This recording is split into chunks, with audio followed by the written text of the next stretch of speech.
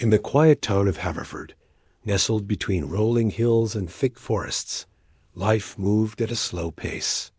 The nights were calm, with only the occasional hoot of an owl or the rustle of leaves breaking the silence. For Dr. Emily Carter, these peaceful evenings were sacred.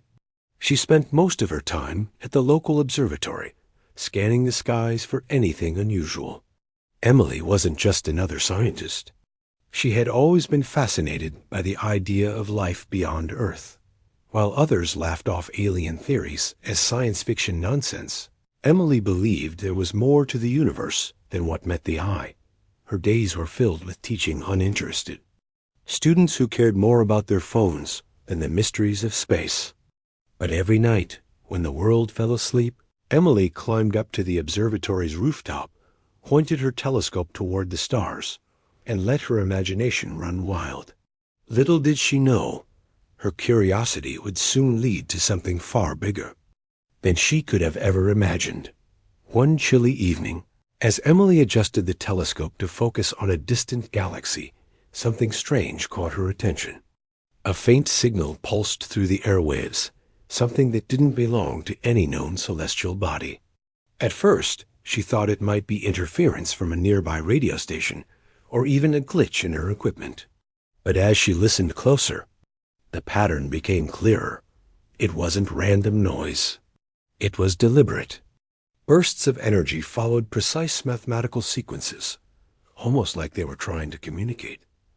Emily felt a shiver run down her spine. This wasn't just some anomaly, it was a message. And whoever sent it clearly wanted someone to hear.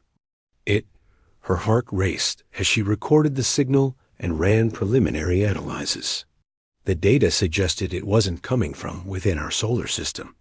Whatever this was, it had traveled across unimaginable distances to reach Earth. The next morning, Emily couldn't contain her excitement. She rushed to share her discovery with the Global Scientific Advisory Council, GSAC, a secretive group tasked with addressing global threats. These weren't ordinary scientists. They were experts handpicked from around the world to tackle problems too big for individual governments to handle alone. When Emily presented her findings, the room fell silent. Some members leaned forward, intrigued, while others exchanged skeptical glances. "It's probably just cosmic interference," muttered one council member, dismissing the idea outright. Another suggested it might be a prank, maybe even a rogue satellite sending garbled signals, but Emily persisted. She showed them charts, graphs, and audio clips of the mysterious transmission. Slowly, the skeptics began to listen.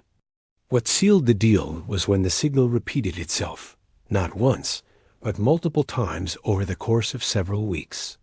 Each new transmission grew more complex, incorporating patterns and equations so advanced that no human mind could have created them. Then came the moment that changed everything. One of the decoded messages contained coordinates. Not just any coordinates, these pointed directly at Earth. Suddenly, the council's skepticism turned into panic. Was this a warning? A threat? Or simply a way of saying hello? No one knew for sure, but one thing was certain. Something out there had its sights set on humanity. As word spread among the council members, debates erupted. Some argued that this could be humanity's greatest opportunity, a chance to connect with intelligent beings from another world. Others saw it as a looming disaster, fearing that whatever was coming might not come in peace. Tensions ran high, and disagreements escalated quickly. One military advisor slammed his fist on the table, shouting, "If they're heading here, we need to prepare for the worst." Emily, however, refused to jump to conclusions. She reminded everyone that fear shouldn't dictate their actions. "We don't know their intentions yet," she said firmly. "For all we know, they might be friendly. We owe it to ourselves and to them to find out before jumping to war." Despite her calm demeanor, Emily couldn't shake the feeling that something bigger was brewing. Late one night, as she reviewed the data again, she noticed something alarming. Hidden deep within the transmissions was a detail she hadn't caught earlier. The signals weren't just pointing toward Earth. They were already here. Somewhere, somehow, the visitors had arrived without anyone noticing. This revelation hit her like a ton of bricks. If the Council found out, chaos would ensue. Governments would scramble to act, people would panic, and the delicate balance holding society together might crumble. Emily realized she was standing at a crossroads. Should she keep this information to herself, buying time to investigate further?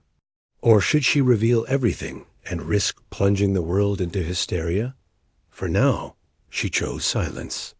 But as she stared out her office window at the starlit sky, she couldn't help but wonder who or what was watching them, and what did they want from humanity? When the news of the mysterious signals from space finally leaked to the public, it spread like wildfire. Social media exploded with theories, memes, and panic. Some people were convinced the end of the world was near, while others saw it as proof that humanity wasn't alone in the universe. Theories ranged from hopeful aliens coming to save Earth to terrifying visions of invasions and destruction. It didn't take long for the chaos to spill into real life.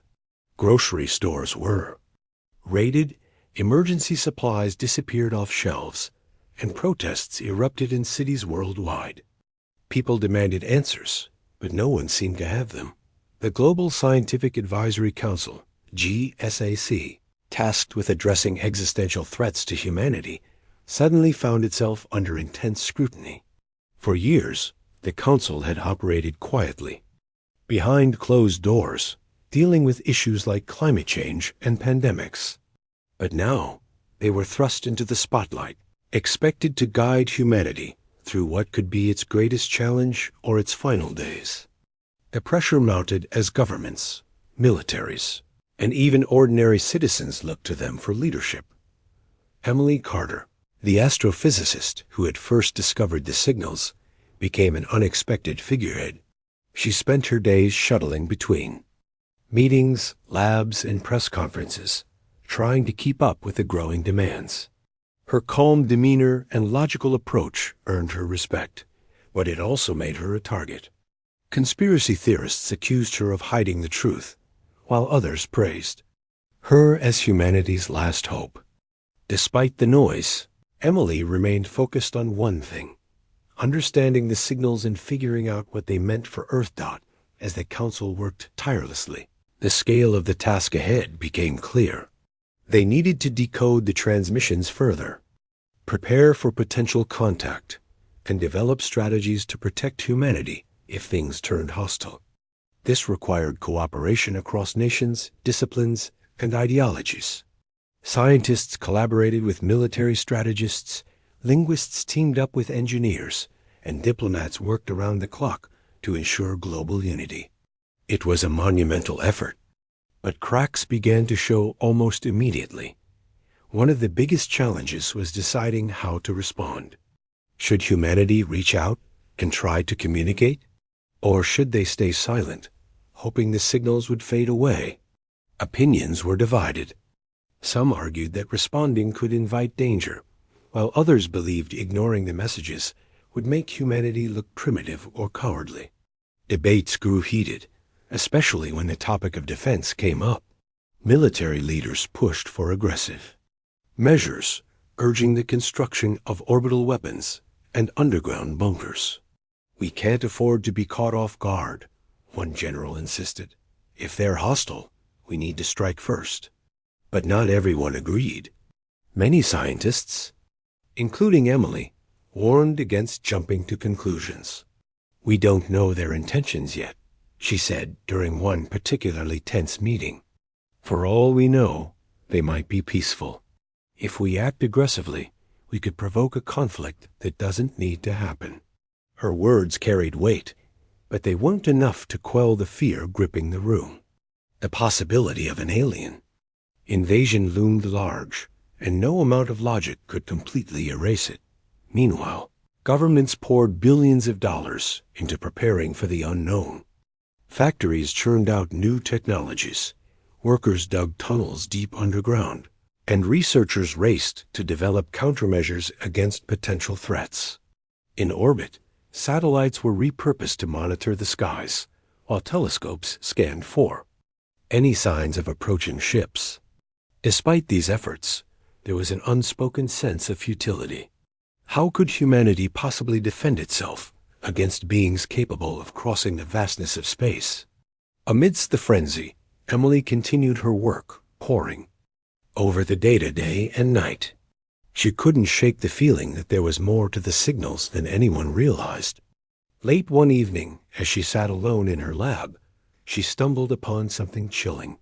Buried within the mathematical patterns of the transmissions was a hidden layer of information.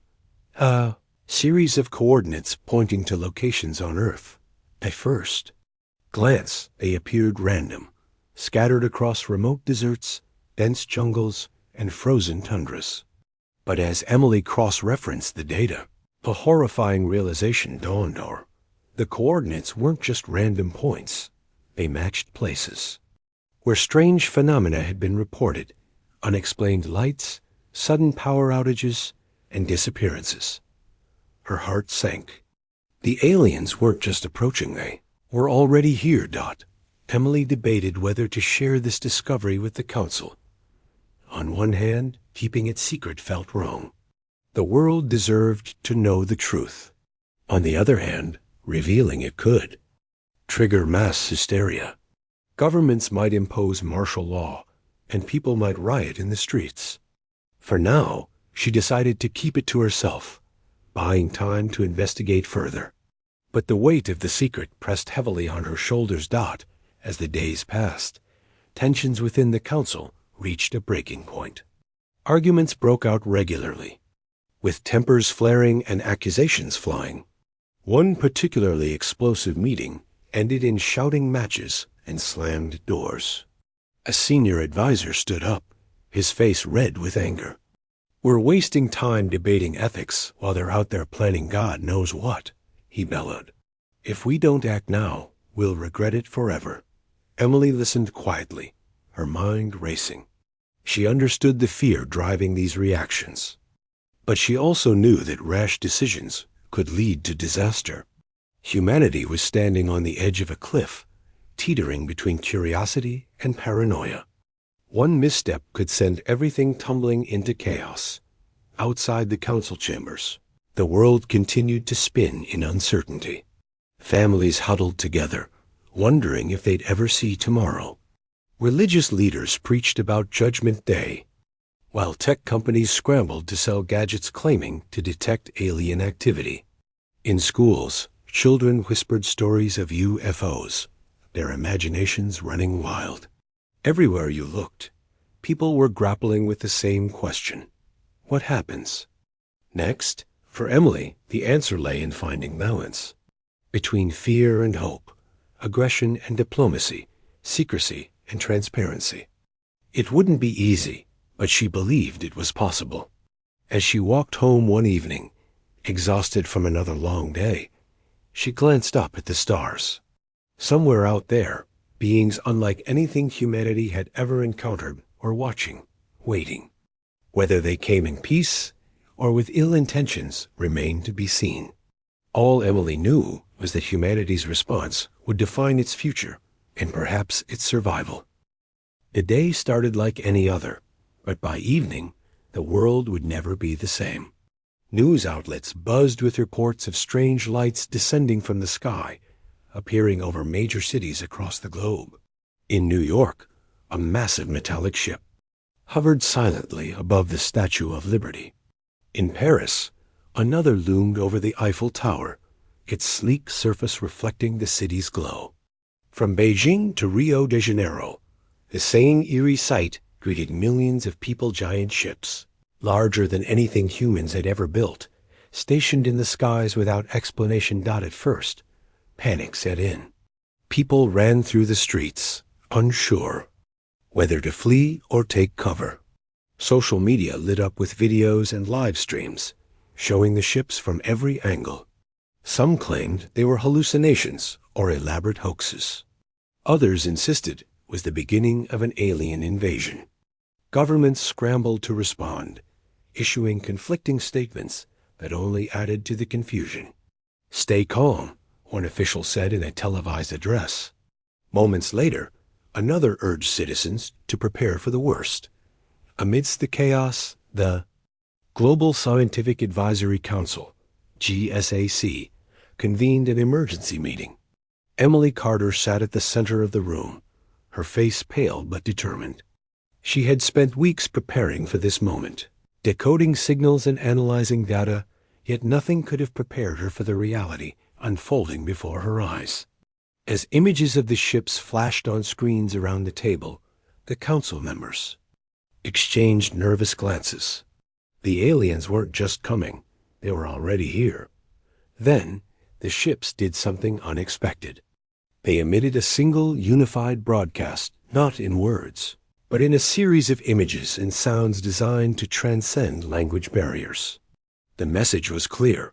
The visitors identified themselves as the Valith, an ancient race seeking refuge after their home planet succumbed to environmental collapse. They claimed no ill intent toward humans, but warned that their arrival would disrupt Earth's ecosystems unless immediate cooperation occurred. In exchange, they offered advanced technologies capable of solving humanity's greatest crisis, climate change. Disease, famine got the announcement, sent shockwaves through the council. Some saw hope in the Valith's proposal, believing it could mark the dawn of a new era for humanity. Others viewed it as a thinly veiled threat, convinced the aliens were manipulating them into submission. Debates erupted once again, with voices rising in frustration and fear. One advisor slammed his fists on the table. "How do we know they're telling the truth? What if this is all a trick to lull us into complacency?" Emily tried to keep the discussion grounded. "We can't make assumptions either way," she said firmly. "Yes, there are risks, but shutting them out completely could be just as dangerous. We need to listen to understand what they want." Her words fell on deaf ears. The council remained divided, unable to agree on a course of action. Meanwhile, outside the chamber, protests raged. Crowds gathered in city squares, holding signs that read everything from "Welcome aliens" to "Defend Earth."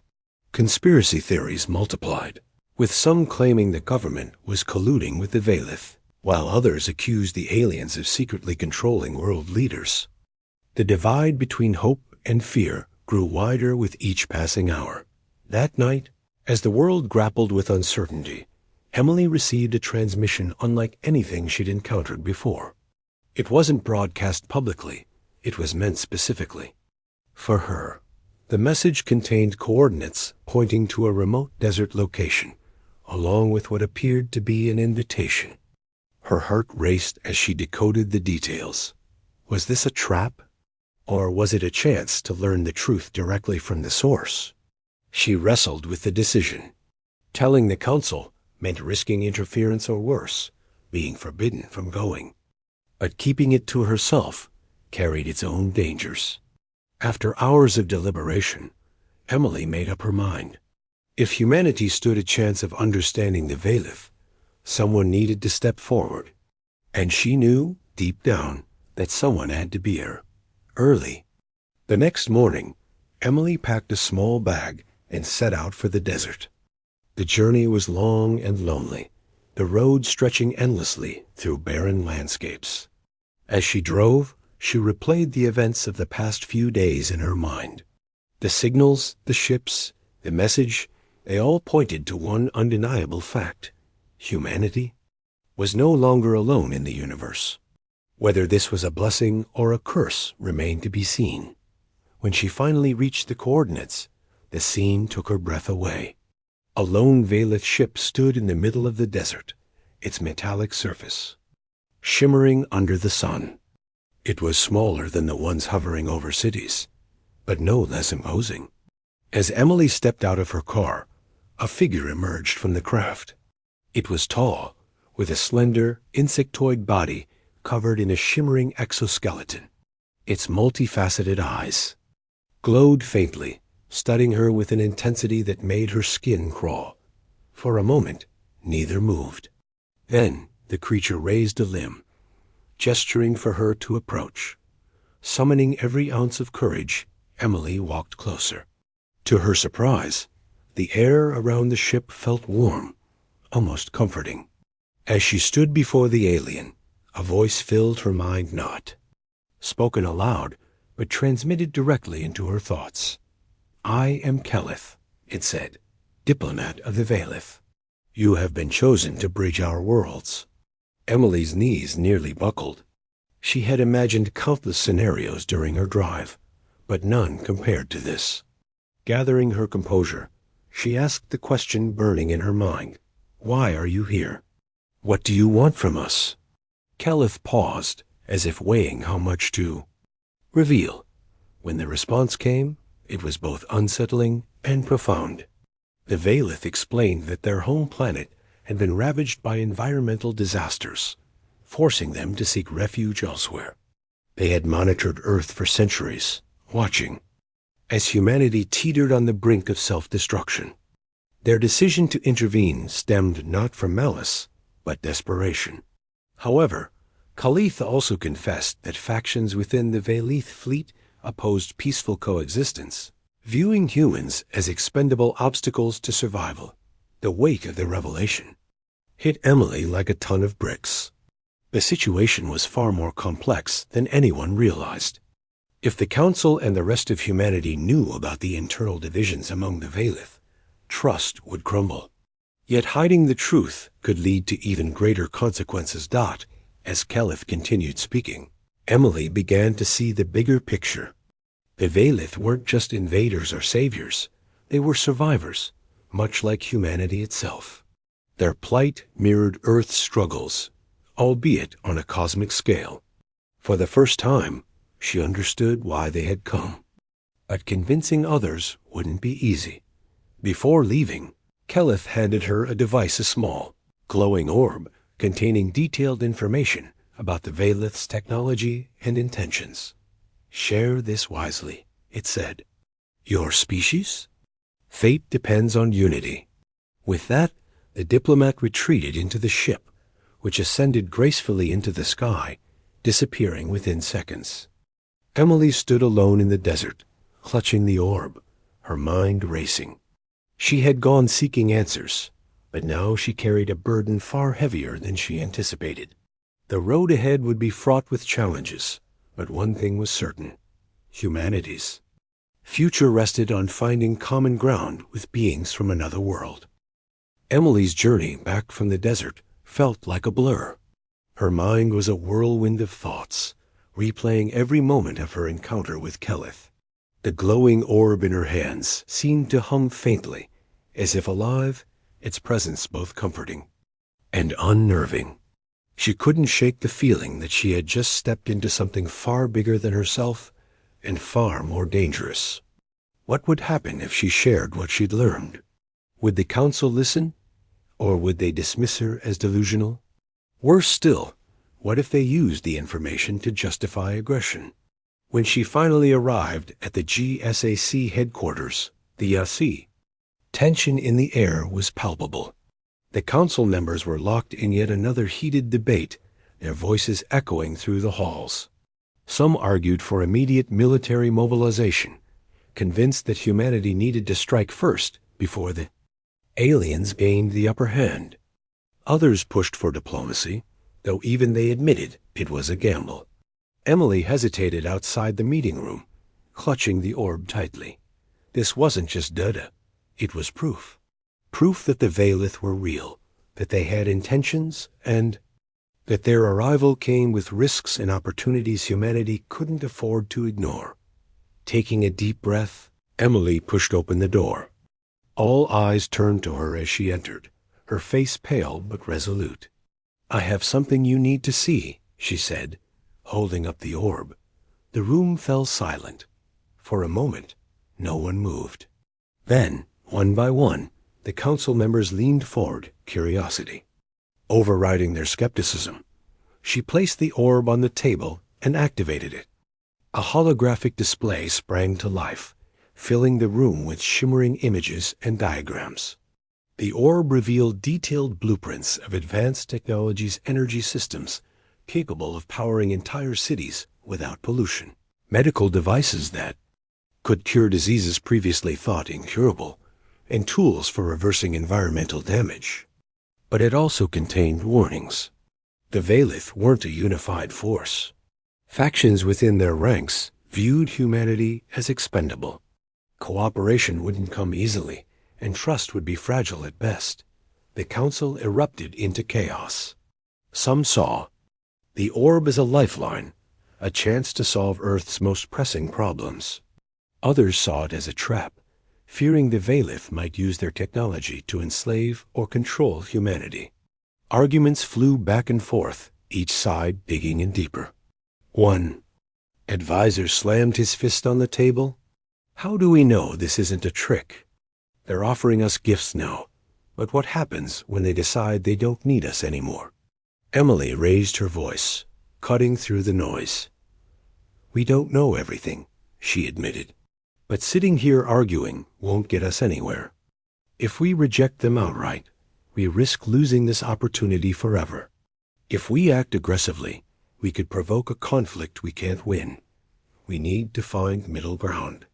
Her words resonated with some, but not everyone was convinced. The council remained divided, unable to agree on a plan. Meanwhile, outside the chamber, public opinion continued to spiral out of control. Protests grew larger and more volatile, with clashes breaking out between those advocating for peace and those demanding action. Conspiracy theories multiplied, fueled by misinformation and fear. Some claimed the government was hiding alien bodies, while others insisted the Valith were already controlling world leaders. It was clear that the longer the council delayed, the harder it would become to maintain order. Then disaster struck. In a remote corner of the globe, a rogue nation launched a missile strike against a Valith ship hovering above one of their cities. The attack was swift and unexpected, born of desperation and distrust. Military leaders had warned against such actions, but the rogue state ignored them, convinced that aggression would send a message of strength. Instead, the strike proved futile. The missile exploded harmlessly against an invisible barrier surrounding the ship, leaving it completely unscathed. For a moment, there was silence. Then, the Valith responded not with violence, but with a broadcast. Their message was calm but firm. "Your actions reflect uncertainty, not hostility. We seek cooperation, not conflict. But know this, the survival of your species depends on unity. Choose wisely." The broadcast sent shockwaves around the world. Governments scrambled to distance themselves from the rogue nation, condemning the attack as reckless and irresponsible. Yet the incident underscored a harsh reality. Humanity was dangerously close to self-destruction. Fear and mistrust were tearing society apart, and the Valith's patience wouldn't last forever. Back at the council, the mood shifted dramatically. The failed attack served as a wake-up call, forcing even the most stubborn members to reconsider their stance. Slowly, reluctantly, they began to work together, drafting a proposal for peaceful negotiations. Emily played a key role, using her first-hand knowledge of the Valith to guide the process. She emphasized the importance of transparency, urging the council to share as much information as possible with the public. "People are scared because they don't understand," she said. "If we keep hiding things, we'll only make it worse." Her advice was heeded, and within days, a global announcement was made. Leaders from every nation addressed their citizens, explaining the situation as clearly and honestly as they could. They acknowledged the risks, but stressed the potential. Rewards of cooperation. The response was mixed. Some people embraced the message, finding hope in the possibility of working alongside the Valith. Others remained skeptical, accusing governments of naivete or betrayal. Still, the tide began to turn. Slowly, painfully, humanity started to come together. Negotiations with the Valith began shortly after. Representatives from the council traveled to designated meeting points, where they communicated with the aliens through a combination of visuals, sounds, and telepathic transmissions. Progress was slow and fraught with misunderstandings, but small victories emerged. The Valith agreed to share certain technologies, provided humans demonstrated a willingness to adapt and cooperate. In return, humanity pledged to protect the environment and preserve Earth's ecosystems, acknowledging the delicate balance required for coexistence. As weeks turned into months, the initial panic subsided, replaced by cautious optimism. Cities began implementing the new energy systems, drastically reducing carbon emissions. Medical breakthroughs saved countless lives, earning widespread gratitude. Even skeptics found it hard to deny the tangible benefits of collaboration. Yet challenges persisted. Cultural differences led to conflicts, and extremist groups continued to resist the alliance, staging attacks on facilities housing Valith technology. Trust remained fragile, and tensions simmered beneath the surface. Through it all, Emily remained at the forefront, serving as a bridge between two vastly different species. She often reflected on her meeting with Keleth, remembering the diplomats' parting words. "Your species' fate depends on unity." She knew the road ahead would be long and difficult, but she also believed it was worth fighting for. Humanity had been given a second chance, a rare opportunity to rise above its flaws and build something greater. Late one evening, as Emily stood on the rooftop of the observatory where it all began, she gazed up at the stars. The Valith ships still hovered in the skies, their presence a constant reminder of how small and vulnerable humanity truly was. Yet instead of fear, she felt a spark of hope. For the first time in history, two intelligent races stood side by side, united by a shared desire to survive and perhaps to thrive. Months had passed since the first meeting between humanity and the Valith, and the world was still adjusting to this new reality. The initial excitement over advanced alien technologies had given way to the hard work of implementation. Cities were transforming, powered by clean energy systems that hummed quietly beneath the streets. Factories once choked with smoke now ran on silent machinery, their emissions replaced by fresh air. Medical centers buzzed with activity as doctors used Valith tools to treat patients who had once been written off as hopeless cases.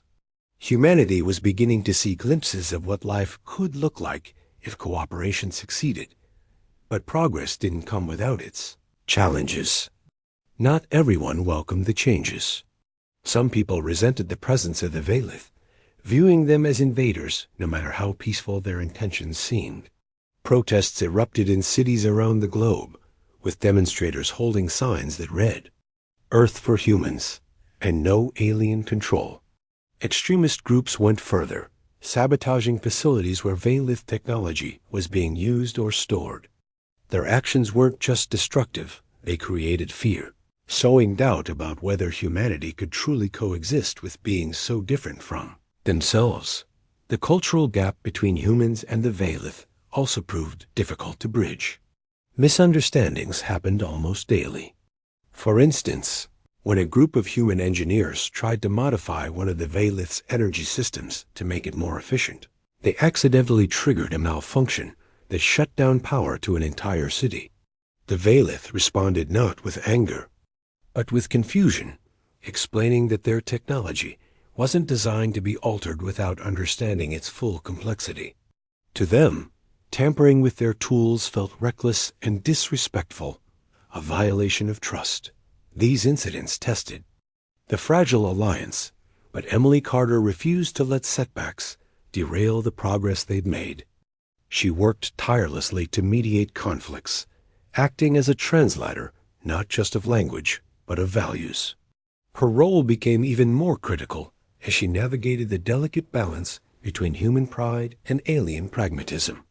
During one heated exchange, a council member accused the Valith of withholding crucial knowledge, claiming they were deliberately keeping humanity dependent on their help. Emily stepped in, her voice calm but firm. "They're sharing what they can," she said, "but we have to meet them halfway. If we don't show respect for their way of doing things, how can we expect them to trust us?" Her words resonated with some, but others remained unconvinced. Trust, it seemed, was a two-way street, and both sides were still learning how to walk it.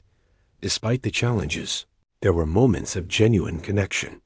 In rural communities, farmers marveled at Valith agricultural techniques that allowed crops to grow in barren soil. Children in schools learned about the stars through holographic lessons provided by the aliens, sparking curiosity and wonder. Slowly, tentatively, bonds began to form. People started seeing the Valith not as faceless invaders, but as individuals, with their own struggles and hopes. One particularly poignant moment came during a joint project to restore a polluted river. Human volunteers worked alongside Valith engineers, using alien filtration systems to cleanse the water. At first, the two groups kept their distance, unsure of how to interact. But as days turned into weeks, barriers began to break down. A young boy approached one of the Valith workers, his eyes wide with awe. "Are you really from another planet?" he asked. The Valith tilted its head, then projected an image of its home world, a desolate landscape ravaged by environmental collapse. The boy's expression softened. "I'm sorry," he whispered.